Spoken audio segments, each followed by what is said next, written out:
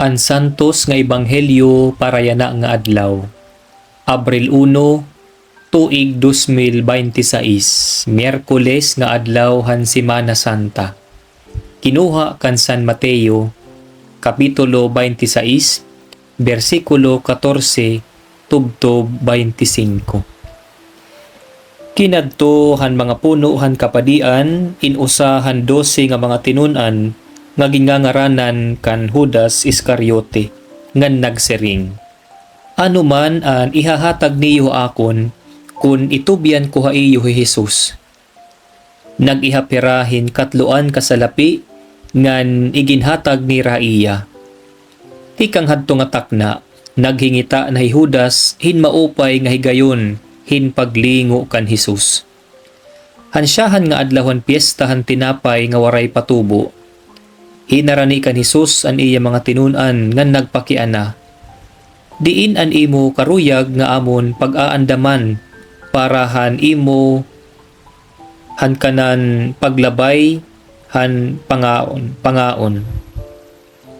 Binaton hiya, pakadto kamo hin usa ka tawo didto ha syudad ngan sid nga hiya nasiring an magturotdo.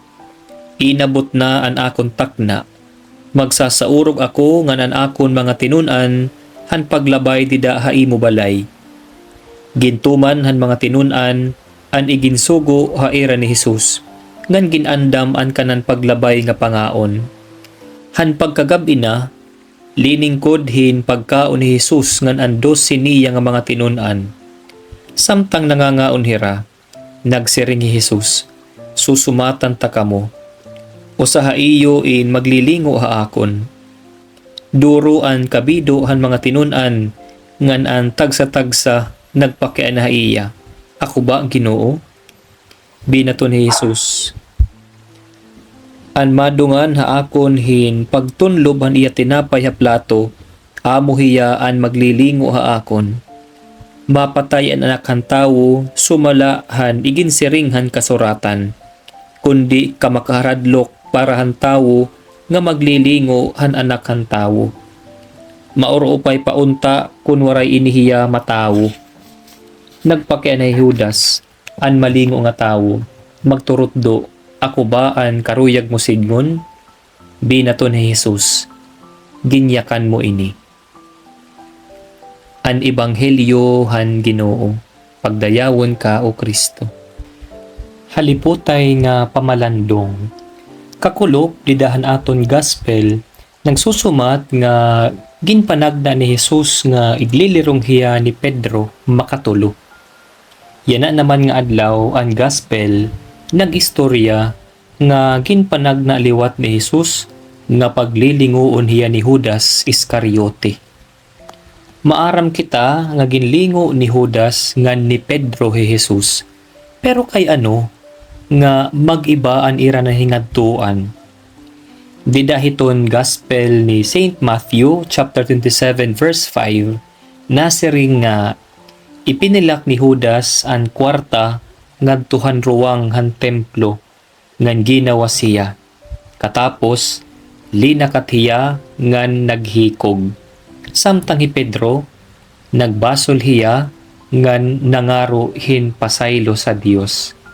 Mas mabugat ba ang sala ni Judas kumpara kan Pedro?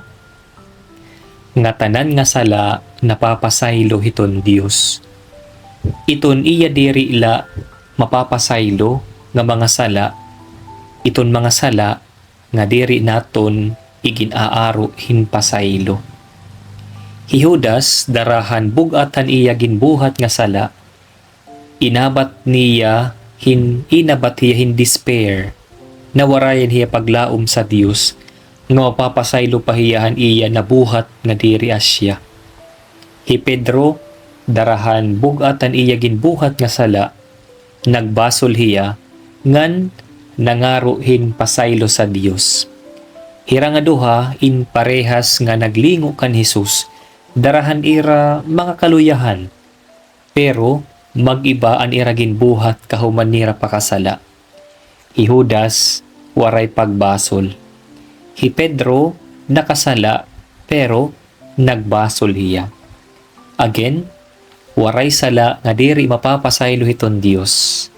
Iton importante la nga hikita nagpapaubos kita, na admit kita nga may naton sayop nga nakasala kita, ngan naaro kita hinpasaylo sa Dios. May mga tawo nga bisan kon ginkumpisal na nira an ira mga sala, ginbibinalik-balik lagi hap nira pagkumpisal hadto nga ira mga sala, bisan kon maiha na nira adto nga ginbasulan ngan diri na nira ginbubuhat. Waray pa ba adto hira pasayloahan Dios, kay mabugat manira kasing-kasing inaabat nira ang dako nga guilt didat ira dughan. Siguro not necessarily.